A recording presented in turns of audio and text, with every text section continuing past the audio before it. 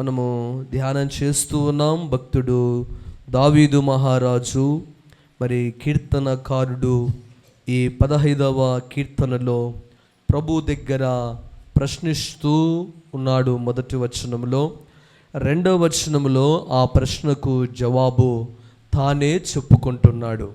ఈరోజు మన ఆత్మీయ జీవితాలలో కొన్నిసార్లు మనమే క్వశ్చన్ వేసుకుంటాం, మనమే ఆన్సరు చేసుకుంటాం. పిల్లలు కూడా పాఠశాలకు వెళితే ఉపాధ్యాయులు చెప్పినటువంటి లెసన్లో కొన్ని క్వశ్చన్ వారే తయారు చేసుకుంటారు, వారే దానికి ఆన్సరు రాసుకుంటారు.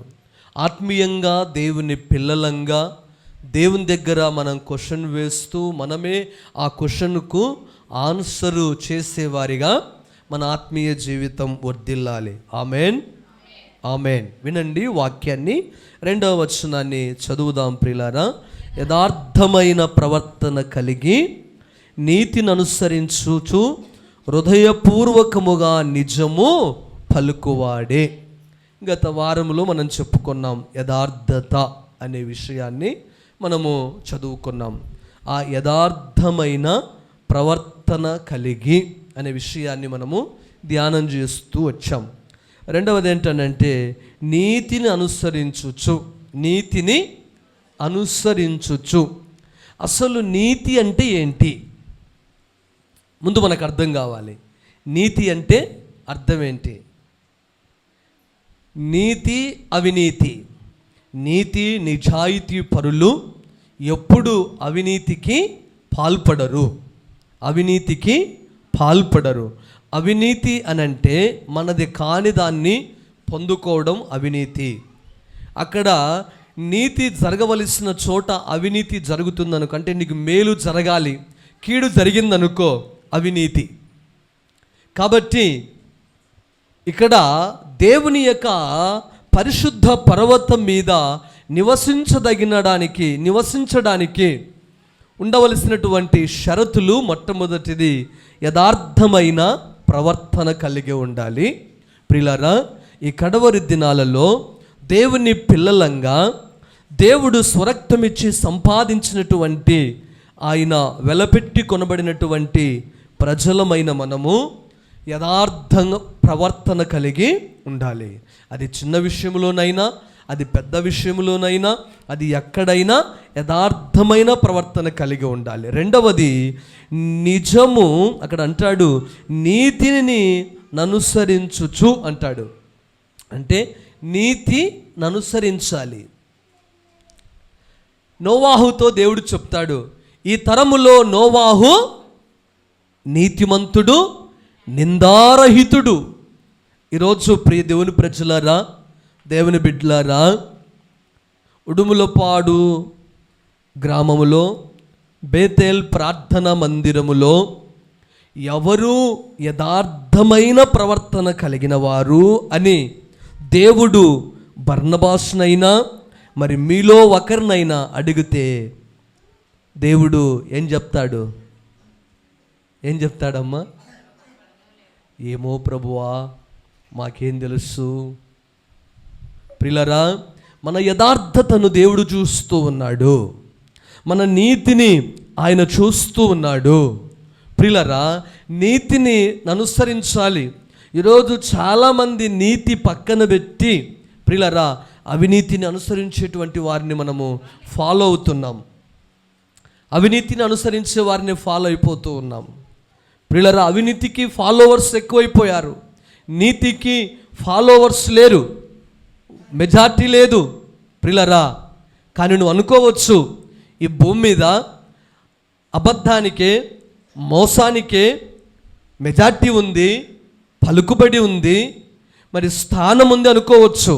కానీ ప్రియులారా, ఈ లోకములో వాస్తవమే అలాంటి వాటికే చోటు ఉండిండొచ్చు, కానీ దేవుని దగ్గర వారికి చోటు లేదు. హల్లెలూయా, హల్లెలూయా.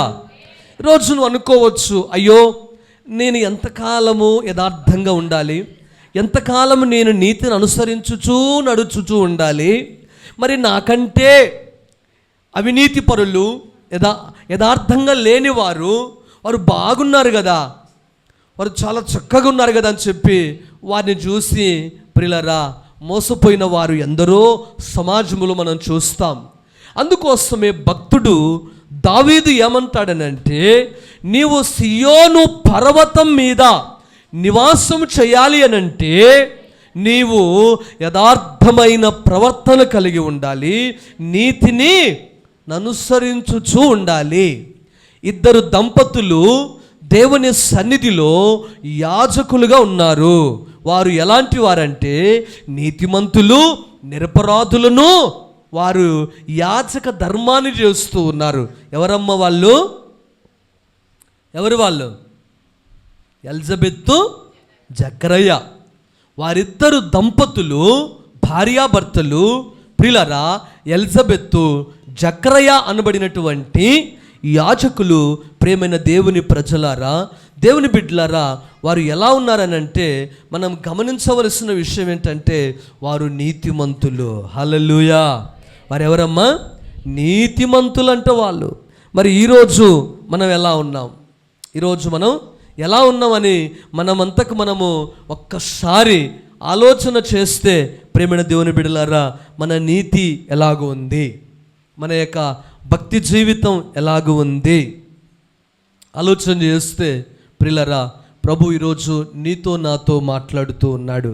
అందుకోసమే భక్తుడు చక్కగా పాడతాడు, నీ కృప నాలో వ్యర్థముగా లేదు, నీ కృపా వాక్యమే చేదైన వేరు, ఏదైనా నాలో మొలువ నివ్వలేదులే, నీ కృప నాలో వ్యర్థముగా లేదు, నీ కృప వాక్యమే చేదైన వేరు, ఏదైనా నాలో మొలువ నివ్వలేదులే, నీ కృప నాలో అత్యున్నతమై నీతో నన్ను అంటుకట్టెనే, నీ కృప నాలో అత్యున్నతమై నీతో నన్ను అంటుకట్టెనే, నా గీతారాధనలో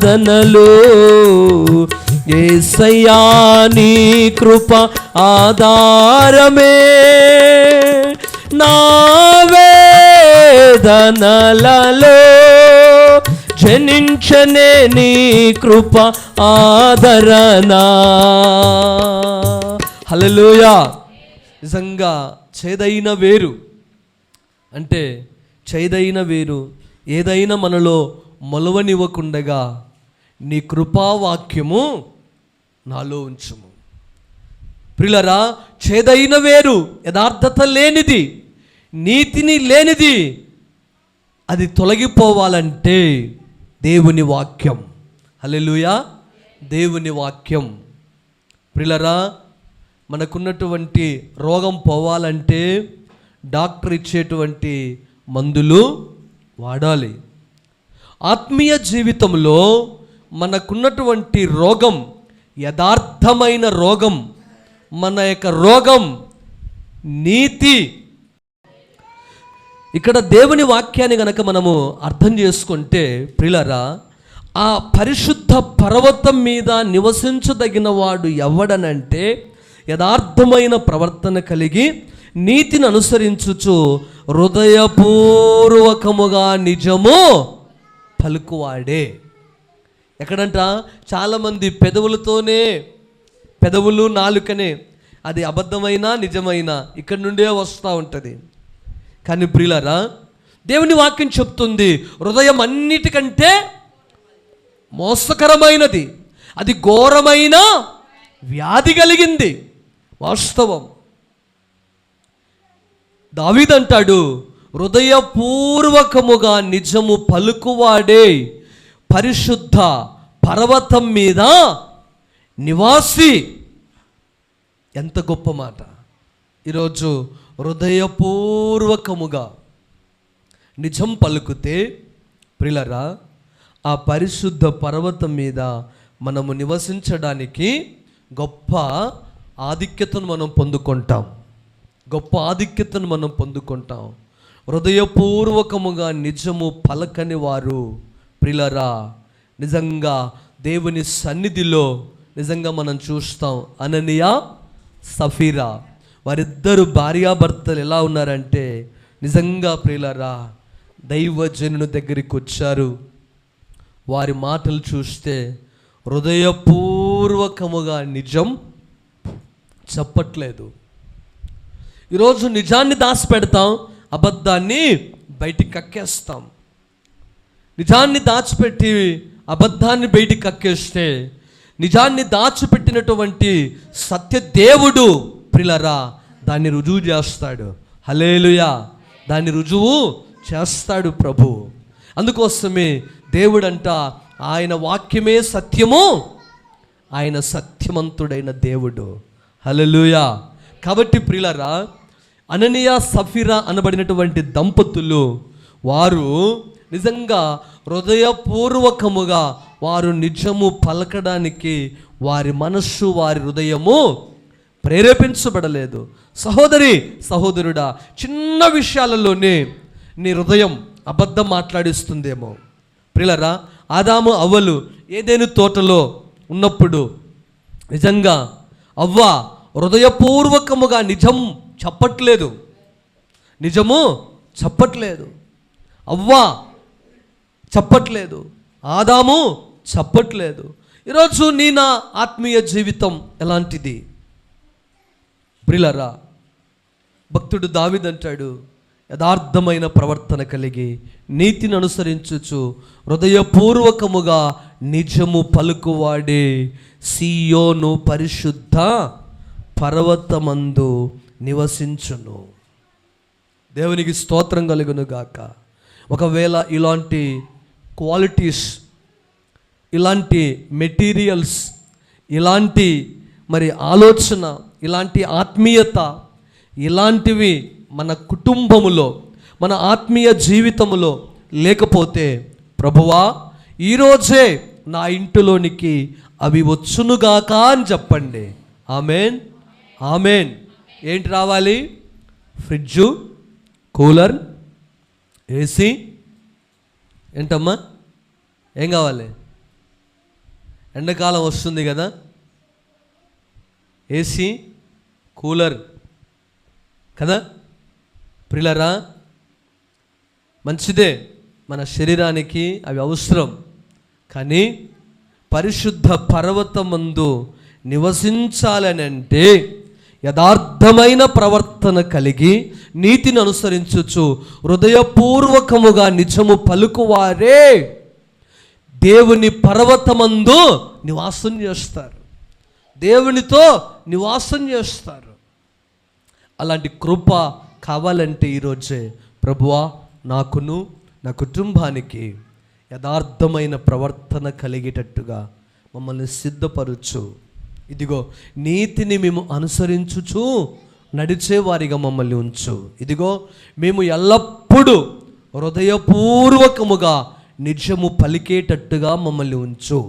మా నాలుక, మా పెదాలు, మా హృదయము అబద్ధాలు చెప్పేటువంటి రీతిగా ఉంటే అబద్ధం ఆడేవాడు సాతాను జనకుడు, అబద్ధ జనకుడు సాతాను జనకుడు. సాతాను ప్రియులారా దేవుని రాజ్యానికి వారసులు కారు. కాబట్టి ఈరోజు నువ్వు అబద్ధం ఆడుతూ ప్రియులారా నీ హృదయము నిన్ను మోసం చేస్తూ ఉంటే నిజంగా నువ్వు మోసపోయి అగ్నికి ఆహుతి అయిపోతావు. కాబట్టి ఈరోజు దేవునితో నాతో మాట్లాడుతున్న మాట ఏంటంటే యథార్థ హృదయము కలిగి నిజం పలుకుచు దేవుని యొక్క పర్వతములో నివసించడానికి అట్టి క్వాలిటీస్, అట్టి కృప దేవుడు మనందరికీ అనుగ్రహించునుగాక. దేవుడి కొద్ది మాటలు మనందరి విడికిలో ప్రభు దీవించునుగాక. అందరం తలలోంచి